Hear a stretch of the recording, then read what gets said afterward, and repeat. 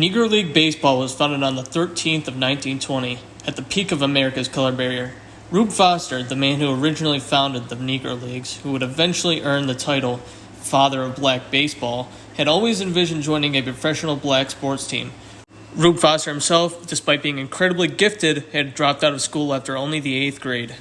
When Rube had turned 18, he had began playing baseball at a semi-professional level, which was the highest level black men were able to play at the time. Rube had already caught eyes of big players after pitching 55 games and winning 51 of them. After forming the Negro Leagues, Rube would also acquire the Chicago American Giants. His role in the team was player, manager, as well as the owner. It was on the Chicago American Giants where Rube would have the amazing 123-6 record and win 3 Negro League championships. But it's impossible to talk about Rube Foster without talking about the screwball first, which at the time was actually called the fadeaway. The pitch was designed, actually, to go to the opposite way of every other breaking pitch, making it very unpredictable and very unhittable. It was because of that pitch exactly that a major league executive would sneak Rube into his training camp to teach Christy Mathewson how to throw the fadeaway, which would be Christy's ticket to the Hall of Fame later on. Foster had clearly cemented himself as not only one of the greatest pitchers of all time, but one of the greatest black activists of all time.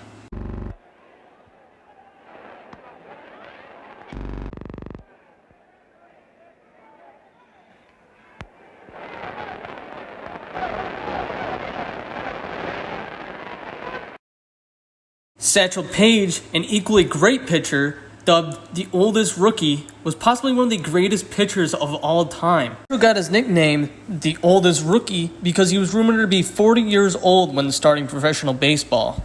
I say rumored because nobody really knew about his age, because even on his gravestone, there was a question mark and quotation marks, presuming that nobody really knew when he was born. Interestingly, on his more updated tombstone, there's actually a list of how to stay youthful directly from Satchel Paige himself. Satchel Paige is well known for his many customized pitches such as the rapid ball, the trouble ball, the humper, the wobbly ball, and the dipsy-do. And his most popular of all of them, the b-ball, which was given that name because Paige had said it's wherever it wanted to be. Most of these pitches had more so to do with the wind-up as well as the pitch release rather than the actual breaking of the ball. There's something you see a lot even now with pitchers like Nestor Cortez changing their pitching stance and their wind-up to try and distract the batter. Satchel quickly became a star, having pitched 2,600 games with 300 shutouts and 55 no-hitters.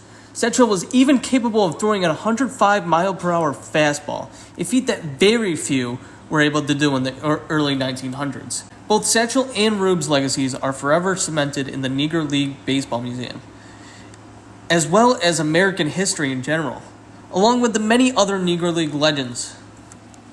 Anyway, guys, thanks for watching. I know it's a very different video from my last ones, but I kind of wanted to try something different. Reading from a script is not really my thing.